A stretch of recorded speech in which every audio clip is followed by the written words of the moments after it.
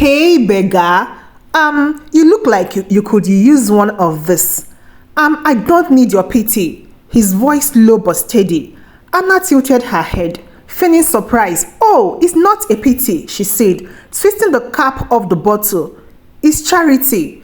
Without another word, she tilted the bottle and dumped the water over his head.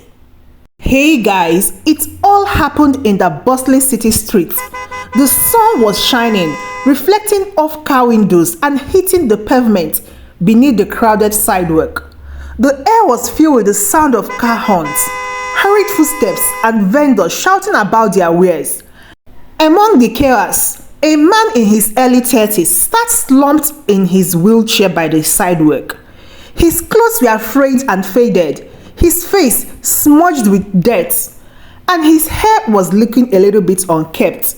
His hollow eyes scanned the passing crowd, looking for even a shred of kindness, but no one stopped to look at him. This was James. Life had not always been this way for him. There was a time when his world was filled with luxury and opportunity, but now he was invisible to everyone. With a trembling hand, he held out an empty cup, looking for spare of change. Nearby, a sleek black car pulled up to the curb. The sound of the engine turning off drew a few glances from passerby. The door opened and two young women stepped out. The first, Anna, strutted confidently, her red designer heel clicking against the pavement. She wore a sleek dress that clung to her figure and carried a bag that could easily pay someone's rent for a year. Her glossy black hair shimmered in the sunlight, and her chin was slightly raised, as though the world existed solely for her existence. Behind her walked Rita, dressed more modestly in a pastel sundress. Her soft curl framed her kind face, but her eyes darted around nervously. She seemed unsure of her place, almost as though she were out of step with Anna's bold energy. What a crowd, Anna complained, waving a manicure hand at the bustling street. I can't believe my dad still make me come to this part of the town. It's not so bad, Rita said hastily. There is always something interesting to see. Anna scoffed. Yeah, interesting like dirty streets and weird people. Let's get this over with. I don't want to be here any longer than I have to. As they walked, Anna's eyes landed on James, slumped in his wheelchair. A slow smirk spread across her face. Well, what do we have here? She said, nudging Rita. Rita looked where Anna was pointing and immediately felt uncomfortable. Just leave him alone, Anna, she said quietly. Come on, let's go. But Anna wasn't listening. She stopped in front of James, standing tall and looming over him, her sharp eyes scanning him from head to toe, and her lips curled into a mocking smile. She reached into her designer's bag and pulled out a half-empty water bottle. Hey, beggar, she called out loudly, drawing the attention of few curious onlookers. You look like you could use some of this. James slowly looked up, his face wary. His eyes met hers, and there was no fear in them, only a quiet anger. I don't need your pity, he said firmly, his voice low but steady. Anna tilted her head, feigning surprise. Oh, trust me, it's not a pity, she said, twisting the cap of the bottle. It's charity. Without another word, she tilted the bottle and dumped the water over his head. The icy liquid splashed over him, dripping down his face and soaking into his tattered shirt. James flinched but didn't move. His hands tightened into his chest and his jaw clenched, but he said nothing. Anna laughed, stepping back to admire her handwork. Even the dirt looks better than you, she sneered, tossing the empty bottle aside. She turned to Rita. Come on, let's go. We are wasting time here. Rita hesitated. Her heart ached as she looked at James, who was now wiping his face with the sleeve of his shirt. His shoulders were slumped, but there was a quiet dignity about him that made her feel ashamed. Anna, don't you think, she started, but Anna grabbed her arms and pulled her along. Don't think so much, Rita, Anna said dismissively. He's just a beggar. As they walked away, James watched them, water still dripping from his chin. His eyes were filled with a mix of pain and determination. Under his breath, he muttered, "One day you will regret this." Anna and Rita walked through the city's bustling shopping district, but the atmosphere between them was tense. Rita kept glancing at Anna, who seemed oblivious to the uncomfortable silence. Anna finally broke the quiet. "Why are you so sulking?" she asked, rolling her eyes. "Don't tell me you are upset about that guy." "I just think you went too far," Rita said hesitantly. He's already struggling. Why humiliate him? Why add to his struggles?" Anna waved her hand dismissively. "Oh, spare me that, please. Struggling? He probably gets more money begging than most people do working. And besides, it's not like I hurt him. I only poured him cold water. I think he needs that." Rita stopped walking. "Anna, you poured water on him and called him dirt. How is that not hurting him?" Anna turned to face her, her expression incredulous. "Rita, do you even hear yourself? He's a nobody. Why are you so worked up over this?" "Because it's wrong," Rita shot back, surprising even herself with the firmness in her voice. "You can't just treat people like that, Anna. It's cruel." Anna laughed. "Oh, spare me the lecture. You didn't seem so bothered when you were standing there watching." Rita's face flushed with guilt. I didn't know what to do," she admitted, "but that doesn't make it okay." Anna shrugged, her interest in the conversation already waning. "Whatever, let's go shopping. You will feel better after some retail therapy." Back at Anna's house, the tension lingered. Anna's room was a sprawling space filled with designer furniture, a walk-in closet, and framed photos of her jet-setting lifestyle. Rita sat on the edge of the plush bed, watching Anna scroll through her phone. "Anna," Rita began cautiously. "Can I ask you something?" Anna replied, not looking up. "Why do you act like this?" Rita asked softly. "I mean, you are so lucky. You have everything anyone could ever want. But it's like it's never enough." Anna finally looked up, her eyes narrowing. "What's that supposed to mean?" I don't understand why you feel the need to hurt people," Rita said. "It's like you are angry at the world, even though you have no reason to be." Anna's jaw tightened. "You don't know what you are talking about," she said sharply. You think just because my dad has money, my life is perfect. Newsflash, Rita, money doesn't fix everything." Rita frowned. "Then why don't you use it to do something good?" Anna let out a bitter laugh. "Because good doesn't get you anywhere. My dad didn't get where he is by being nice. That's just how the world works. Rita, grow up, just grow up." The conversation ended there, but Rita couldn't stop thinking about Anna's word. She wanted to believe there was more to her friend than this hardened, cynical exterior, but it was becoming harder to see. That evening, while Anna entertained her friends with stories of her latest shopping spree, Rita sat alone in her room. The echoes of James' quiet dignity haunted her. His soaked face, the pain in his eyes, and the way he silently endured Anna's mockery, it all weighed heavily on her heart. Finally, unable to bear the guilt any longer, Rita grabbed a small tote bag.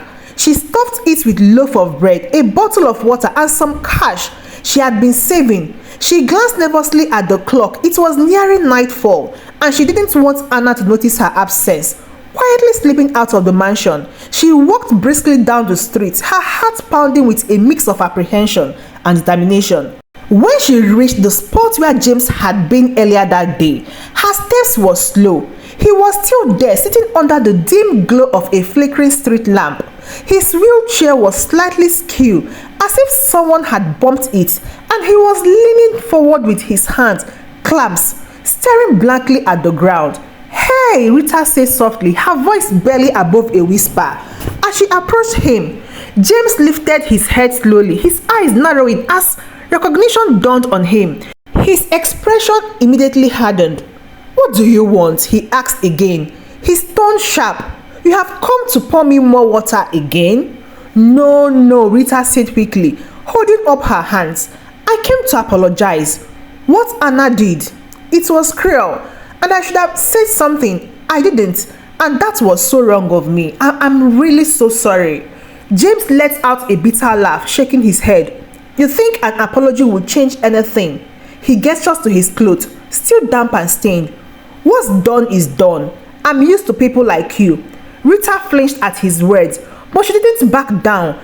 I know I can't undo what happened, she said softly, but I want to make it right, even if it's just a little. She reached into her bag and pulled out the loaf of bread, the bottle of water, and the cash. Here, she said, placing them on the ground in front of him. It's not much, but James hesitated, eyeing the items suspiciously. After a long pause, he reached out and picked them up. Thank you, he said quietly, though his voice still carried a hint of skepticism. Rita felt a small wave of relief. I will come back, she said before turning to leave. I promise. James didn't respond, but he watched her walk away, a flicker of confusion and curiosity crossing his face. Over the next few days, Rita kept her promise. She began visiting James regularly, sometimes bringing him food or warm clothes. At first, their conversations were brief and guided. James didn't trust easily, especially after the humiliation he had endured. But Rita was persistent, and slowly he began to open up. One afternoon, as they sat under the shade of a large tree near the street corner, James shared his story. I wasn't always like this, he began, his voice steady but tinged with bitterness. I used to run a company, a big one. I managed hundreds of employees, worked long hours, and made decisions that shaped people's lives. Rita listened intently, her hands resting in her laps. What happened? She asked gently. James sighed, running a hand through his messy hair. An accident. A car ran a red light and hit me. I was in the hospital for months. By the time I recovered enough to leave, I couldn't work. Couldn't do anything. My savings ran out faster than I thought they would. Friends disappeared. People I helped in the past didn't even return my calls. He paused, his jaw tightening. Eventually, I ended up here. Rita's heart ached for him. That's awful, she said softly. But you are still here. That says something about your strength. James looked at her, surprised by the sincerity in her eyes. Strength? He repeated, shaking his head. Sometimes it feels like I'm just waiting. For what? I don't even know. Rita reached out and touched his arms lightly. For something better, she said firmly, and I believe it's coming. Their bond grew deeper with each visit, but Rita's actions didn't go unnoticed. Anna, who had always been curious about Rita's whereabouts, finally confronted her one afternoon. Where have you been sneaking off to? Anna demanded, standing in the doorway of Rita's room with her arms crossed. Rita hesitated. She knew Anna wouldn't understand, but she couldn't keep lying. I've been visiting James, she admitted. James? Who is that? Her voice rising. The beggar? Are you serious? Ew! Are you out of your mind? He's not just a beggar, Anna, Rita said, trying to keep her tone calm.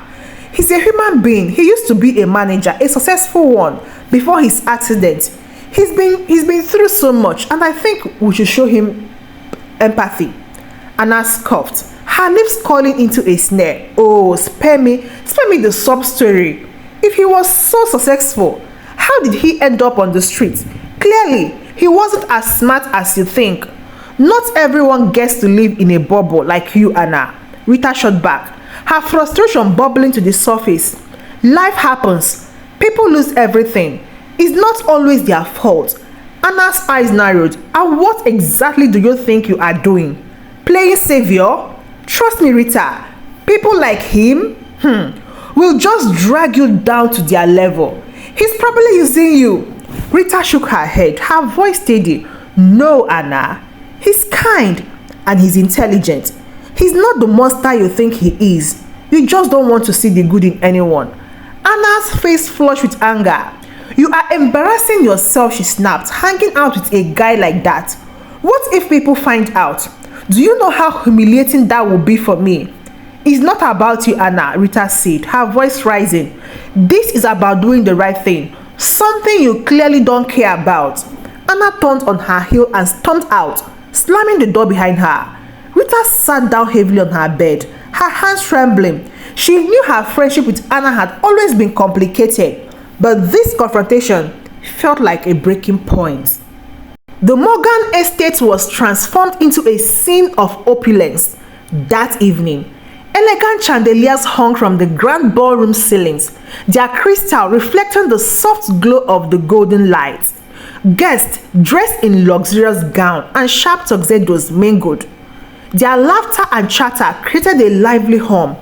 A red carpet stretched from the driveway to the entrance, welcoming influential figures from all over the city. Paul Morgan stood at the center of it all, shaking hands and exchanging pleasantries with his esteemed guest. His pride was evident. He had spared no expense in hosting this event, meant to honor the legacy of the late CEO and introduce the new successor to the company. To Paul, this was more than just a party. It was an opportunity to commend his reputation among the elites. Rita arrived early, her simple yet elegant dress a stark contrast to the extravagance around her. She glanced around nervously, waiting for James. She had invited him earlier. She had convinced him to attend, promising that it could open doors for him, even if it's just to get a work or to network. But deep down, she worried how Paul and Anna would react. When James arrived, he was dressed in a plain yet neat suit.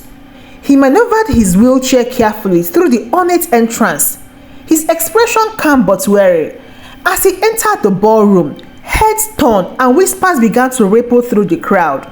The sight of a man in a wheelchair at such a high-profile event was unusual, and James could feel the weight of their stares.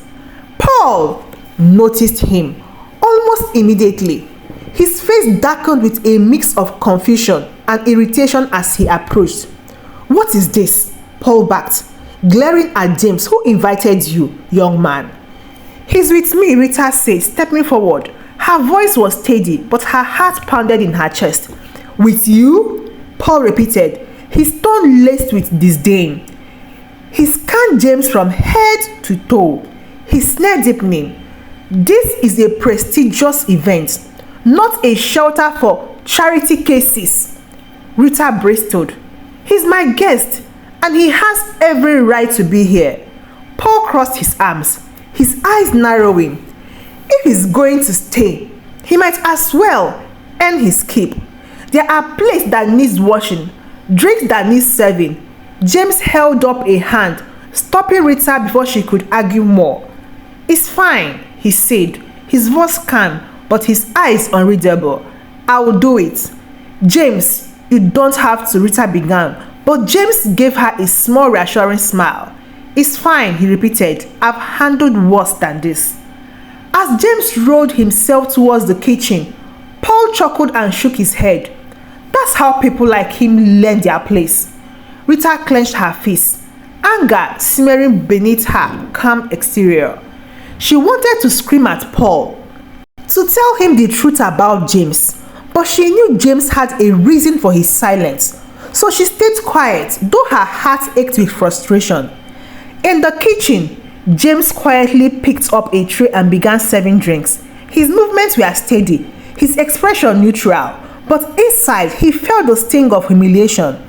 Guests whispered as he passed, some snickering, others avoiding eye contact. A few even made snide comments, loud enough for him to hear. "What a circus," one man said. "Did they run out of staff and hire a charity case?" James kept his composure, though his jaw tightened with every remark. He had come here for a purpose, and he wouldn't let their mockery deter him. As the event went on, the excitement in the ballroom grew. The MC took the stage, tapping the microphone to get everyone's attention. "Ladies and gentlemen," he announced, "thank you all for joining us tonight. We are here to honor the legacy of Mr. Edward Thompson, the former CEO of Thompson Industry, and to welcome his successor, who will carry on his vision." Applause erupted as the guests eagerly awaited the appearance of the new CEO. Paul stood near the front, a smug smile on his face. He had been instrumental in organizing this event, and he felt certain that the successor would be so grateful for his efforts. Meanwhile, James quietly rolled his wheelchair towards the front of the room. He moved with purpose, his gaze focused on the stage. As he passed, guests stopped and stared, confused by his actions. Paul noticed him and immediately stepped forward, his face red with anger. "What do you think you are doing now?" he hissed. "This isn't a charity event. I told you to go and wash plates. Get back to the kitchen where you belong." James didn't respond. He rolled himself onto the stage and took the microphone from the startled MC. The room fell silent. All eyes were on him. "Good evening, everyone," James began, his voice steady and clear. "I know you've been waiting for the new CEO. Well, here I am." Gasp filled the room. People exchanged stunned glances, their whisper growing louder. "Paul!" He froze, his mouth opening and closing like a fish out of water. Anna, standing near the back, dropped her champagne glass, the sound of shattering crystal punctuating the silence. James continued, his expression calm but firm. "Yes, I'm James Thompson, the son of Edward Thompson and the new CEO of Thompson Industry. I chose to step away from my privileged life for a time to see how people truly are. And tonight, I've completely seen enough." He turned his gaze to Paul, who looked as though he might faint. "Paul Morgan," James said, his voice cold and unwavering. "You've humiliated me, mistreated me, and judged me without knowing who I am. And for that, you are fired." The room erupted in murmurs. Paul stammered, his face pale. "Fired?" he managed to say. "You can't be serious. I've been loyal to this company for years." "Loyal?" James repeated, his tone cutting. "You were loyal to your own ego. You treated people like they were beneath you, including me. That has no place in my company." Paul sank into a chair, his hands trembling. Anna rushed to his side, her face a mix of shock and fear. "James, please," she began, her voice shaking. "It was a misunderstanding." James held up a hand, silencing her. "Shh! Your action speaks louder than your words, Anna. And tonight, they've spoken volumes." He turned back to the crowd. "Let this be a reminder to everyone here. Treat people with respect, no matter their circumstances. You never know who they might be." With that, James handed the microphone back to the MC and rolled himself off the stage. The room was silent, save for the occasional murmur. Rita met him at the edge of the crowd, her eyes shining with pride. "You did it," she whispered. James smiled faintly. "It's just the beginning." Paul was Anna's father, and he has given her all the training she's gotten that made her look down on people. And Paul's dismissal wasn't just a personal blow. It sent ripples throughout the corporate world. News of James Thompson's dramatic revelation and Paul Morgan's unceremonious firing became the talk of the city. Paul's reputation crumbled overnight. Without his position and influence, he was left scrambling to salvage what was left of his standing. Many of his so-called friends and allies abandoned him, unwilling to associate with someone who had fallen from grace. At home, the Morgan's family faced an upheaval. Anna, who had always relied on her father's wealth and connection, was thrust into a life she had never known, one without endless resource at her disposal. She had to sell her luxury car, move out of the sprawling estate and adapt to a simpler life. The humiliation weighed heavily on her, but it also forced her to confront the harsh truth about herself and her actions. Anna's days of mocking and belittling others came back to haunt her.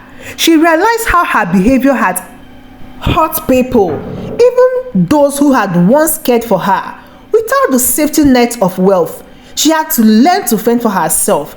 Determined to change, she sought out ways to rebuild her life with integrity.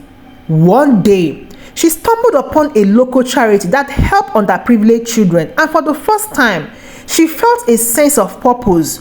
The work was hard, and the pay was modest, but it gave her something she had never truly experienced before: fulfillment. Meanwhile, James and Rita were thriving. Their bond, forged through the trials and built on mutual respect, grew stronger with each passing day. They celebrated their marriage in a small, intimate ceremony held at a lush garden surrounded by close friends and family. The wedding was a far cry from the extravagant affairs of the elite, but it was filled with love and sincerity. As the new CEO of Thompson Industry, James brought a fresh perspective to the company. He implemented policies that prioritized employee welfare and community engagement, earning him the respect and admiration of his staff. Rita often joined him at charity events and community projects, using her natural warmth and kindness to connect with people. The couple decided to invest in causes that were close to their hearts. Anna's transformation was gradual but genuine. Working at the charity taught her humility and empathy. She began to see people not for what they had, but for who they were. One day, she mustered the courage to visit James and Rita at their home. Standing at the doorstep, she felt a pang of guilt but also a glimmer of hope. Rita was the first to greet her, her smile warm and welcoming. "Anna," she said softly, "it's good to see you again." James appeared behind Rita, his expression guided but not unkind. "What brings you here?" he said. Anna took a deep breath. "I came to apologize for everything. I was horrible to you, James, and to so many others. Losing everything made me realize how wrong I was. I'm truly sorry." There was a long pause before James nodded. "It takes courage to admit your mistake," he said. "I hope you found better path." "I have," Anna replied. "I still have a lot to learn, but I'm trying." Rita stepped forward and hugged Anna. "That's all that matters." Years later, James and Rita's story became a beacon of hope to many. They continued to live modesty despite their wealth, choosing to focus on building a life filled with love and purpose. They welcomed 2 children into their family, raising them to be compassionate and grounded. Anna, now a respected advocate for social causes, often spoke about her past mistake as a way to inspire others to change. She and Rita rebuilt their friendship, though it was different from before, now based on mutual respect rather than shared privilege. As for Paul, Anna's father, he spent his later years reflecting on his choices. Though he never regained his former status, he found peace in spending time with his daughter and supporting her new endeavor. This story reminds us of the importance of kindness, humility, and resilience. It shows that life's challenges can become stepping stones to greater growth if met with courage and self-awareness. What did you learn from James, Rita, and Anna's journey? Please share your thoughts in the comment section below. Don't forget to like, share, and subscribe for more inspiring tales that touch the heart and ignite change. Thank you for watching. Till I see you again in my next story. Goodbye.